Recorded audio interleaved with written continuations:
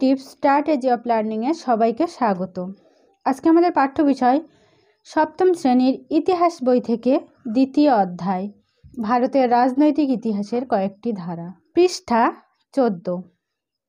আগের ক্লাসে আমরা 13 পৃষ্ঠার বিষয়বস্তু আলোচনা করেছিলাম এবং প্রশ্নোত্তর করেছিলাম।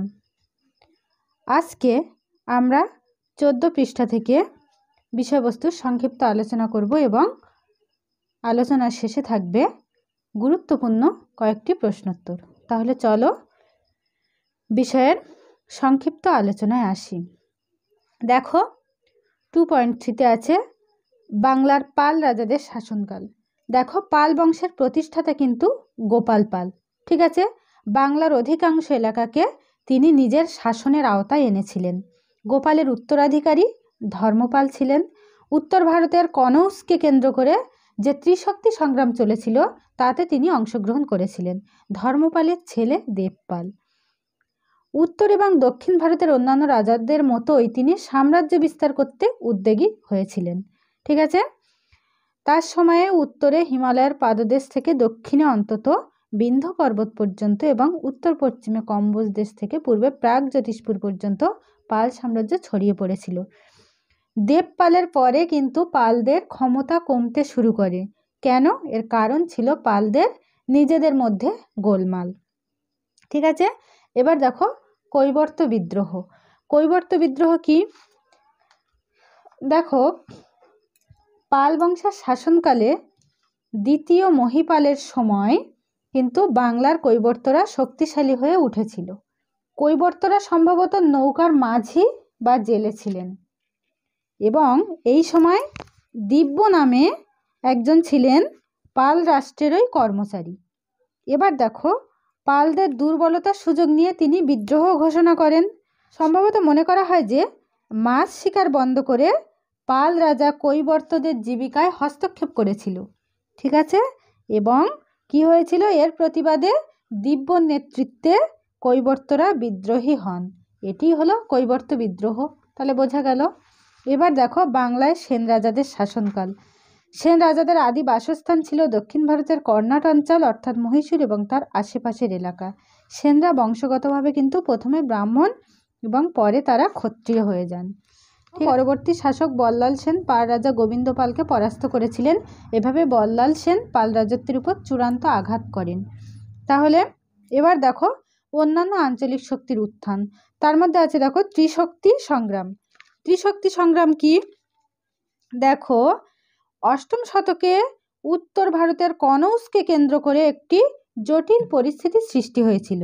কনৌজ দখলকে কেন্দ্র করে পূর্ব ভারতের পাল রাজা এবং পশ্চিম ভারতের গুর্জর প্রতিহার রাজা এবং দক্ষিণ ভারতের রাষ্ট্রকূট বংশের রাজাদের মধ্যে যে সংগ্রাম হয়েছিল তা ত্রিশক্তি সংগ্রাম।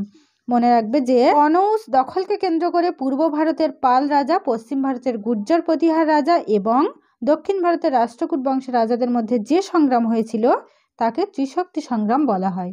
রাজপুত কাদের বলা হয়? অনেকে মনে করেন খ্রিস্টীয় 5ম শতকের হুনদের আক্রমণের পরে, অনেকে কি মনে করেন যে খ্রিস্টীয় 5ম শতকে হুনদের আক্রমণের পরে বেশ কিছু মধ্য এশীয় উপজাতির মানুষেরা উত্তর পশ্চিম ভারতে এসে বসবাস শুরু করেন, ঠিক আছে। এবার স্থানীয়দের সঙ্গে তাদের বৈবাহিক সম্পর্ক স্থাপন হয়, স্থানীয়দের সঙ্গে তাদের বিবাহও হয়। তাদের বংশধরদের রাজপুত বলা হয়, ঠিক আছে। কিন্তু রাজপুতরা নিজেদের স্থানীয় ক্ষত্রিয় বলে মনে করতেন তারা, এবং নিজেদের চন্দ্র, সূর্য এবং অগ্নি দেবতার বংশধর বলেও মনে করতেন, ঠিক আছে। তাহলে চলো এবার গুরুত্বপূর্ণ প্রশ্নোত্তরে আসা যাক। আজকে আমাদের প্রথম প্রশ্ন, পাল রাজাদের আদি নিবাস কোথায় ছিল? উত্তর, পাল রাজাদের আদি নিবাস ছিল সম্ভবত বরেন্দ্র অঞ্চলে। পরের প্রশ্ন, পাল বংশের প্রতিষ্ঠাতা কে ছিলেন? উত্তর, পাল বংশের প্রতিষ্ঠাতা ছিলেন গোপাল পাল। পরের প্রশ্ন, কোন পাল রাজা ত্রিশক্তি সংগ্রামে যোগ দিয়েছিলেন? উত্তর, গোপালের উত্তরাধিকারী ধর্মপাল ত্রিশক্তি সংগ্রামে যোগ দিয়েছিলেন। পরের প্রশ্ন, ধর্মপালের ছেলের নাম কি? উত্তর, ধর্মপালের ছেলের নাম হলো দেবপাল। পরের প্রশ্ন, পাল রাজ্যের পূর্ব গৌরব কে পুনরুদ্ধারের চেষ্টা করেছিলেন? উত্তর, পাল রাজ্যের পূর্ব গৌরব রাজা প্রথম মহিপাল পুনরুদ্ধারের চেষ্টা করেছিলেন। পরের প্রশ্ন, কোন বিদ্রোহের ফলে বরেন্দ্র অঞ্চল পাল শাসকদের হাতের বাইরে চলে গিয়েছিল? উত্তর, কৈবর্ত বিদ্রোহের ফলে বরেন্দ্র অঞ্চল পাল শাসকদের হাতের বাইরে চলে গিয়েছিল। পরের প্রশ্ন, কোন পাল শাসক বরেন্দ্র অঞ্চল পুনরুদ্ধার করতে সফল হয়েছিলেন? উত্তর, পাল শাসক রাম পাল বরেন্দ্র অঞ্চল পুনরুদ্ধার করতে সফল হয়েছিলেন। পরের প্রশ্ন, রামচরিত কাব্য কে রচনা করেন? উত্তর, রামচরিত কাব্য সন্ধ্যাকর নন্দী রচনা করেন। পরের প্রশ্ন, কৈবর্ত বিদ্রোহের 3 জন নেতার নাম করো। উত্তর, কৈবর্ত বিদ্রোহের 3 জন নেতা হলেন দিব্য, রুদক এবং ভীম। পরের প্রশ্ন, কৈবর্ত বিদ্রোহের কথা কোন কাব্য থেকে জানা যায়? উত্তর, কৈবর্ত বিদ্রোহের কথা সন্ধ্যাকর নন্দীর রামচরিত কাব্য থেকে জানা যায়। পরের প্রশ্ন, কৈবর্ত বিদ্রোহ কি? উত্তর, পাল বংশের শাসনকালে দ্বিতীয় মহিপালের সময় বাংলায় কৈবর্তরা শক্তিশালী হয়ে উঠেছিল। কৈবর্তরা ছিল সম্ভবত নৌকার মাঝি বা জেলে। এই সময় দিব্য ছিলেন পাল রাষ্ট্রেরই কর্মচারী। পালদের দুর্বলতার সুযোগে তিনি বিদ্রোহ করেন। সম্ভবত মাছ শিকার বন্ধ করে পাল রাজা কৈবর্তদের জীবিকায় হস্তক্ষেপ করেছিলেন। এর প্রতিবাদে দিব্যর নেতৃত্বে কৈবর্তরা বিদ্রোহী হয়। এটি কৈবর্ত বিদ্রোহ নামে পরিচিত। পরের প্রশ্ন, সেন রাজাদের আদি বাসস্থান কোথায় ছিল? উত্তর, সেন রাজাদের আদি বাসস্থান ছিল দক্ষিণ ভারতের কর্ণাট অঞ্চল অর্থাৎ মহীশূর এবং তার আশেপাশের এলাকা। রাজা লক্ষণ সেনের রাজধানী কোথায় ছিল?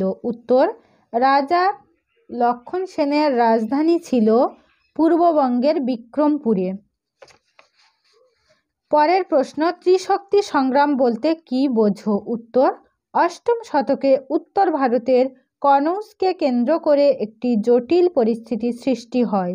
কনৌজ দখলকে কেন্দ্র করে পূর্ব ভারতের পাল রাজা, পশ্চিম ভারতের গুর্জর প্রতিহার রাজা এবং দক্ষিণ ভারতের রাষ্ট্রকূট বংশের রাজাদের মধ্যে যে সংগ্রাম হয়েছিল তাকে ত্রিশক্তি সংগ্রাম বলা হয়।